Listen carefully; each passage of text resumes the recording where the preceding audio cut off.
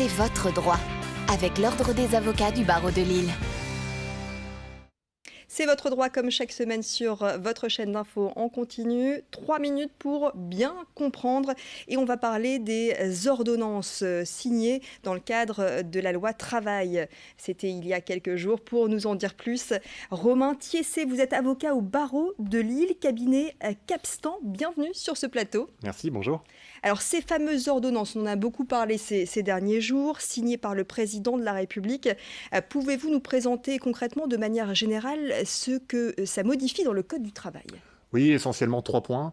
Un premier point, c'est celui qui doit permettre aux entreprises de construire leurs propres droits, de négocier plus facilement des accords d'entreprise, là où le Code du travail réserve aujourd'hui une place limitée encore à ce jour à la négociation d'entreprise. Le deuxième objet de ces ordonnances, principalement, c'est de rassembler dans une seule instance tous les représentants du personnel. Il existe plusieurs instances aux attributions différentes, avec un peu ces dernières années une dispersion de leurs attributions. L'objectif, c'est de simplifier et clarifier les discussions entre l'employeur et les représentants du personnel dans un souci de plus grande efficacité.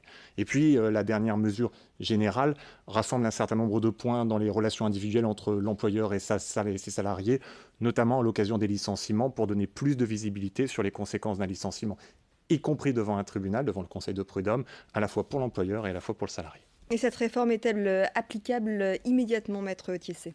Certaines mesures, oui. Par exemple, s'agissant du licenciement, la plupart des mesures sont applicables immédiatement. Pour d'autres mesures, il faudra encore attendre des décrets d'application, dont la publication est attendue d'ici la fin de l'année et au plus tard le 1er janvier 2018.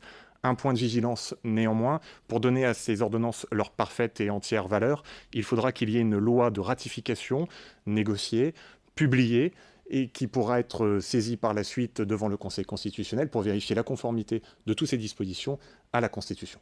Et qu'est-ce que ça change, ces nouvelles mesures, dans les relations entre employeurs et salariés?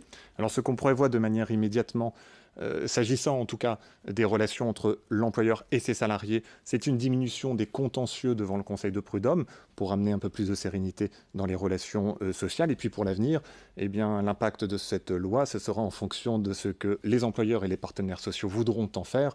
Mais la tendance qu'on ressort à la lecture de ces ordonnances, c'est qu'on va vers la construction d'un droit conventionnel avec une place de moins en moins importante de la loi pour que chaque entreprise puisse négocier le propre droit qui sera appliqué en matière de droit du travail entre l'employeur, les salariés et leurs représentants. Charge pour les employeurs, charge pour les partenaires sociaux de prendre conscience de cette évolution et de tout faire pour que l'entreprise puisse évoluer dans le cadre nouveau du droit du travail.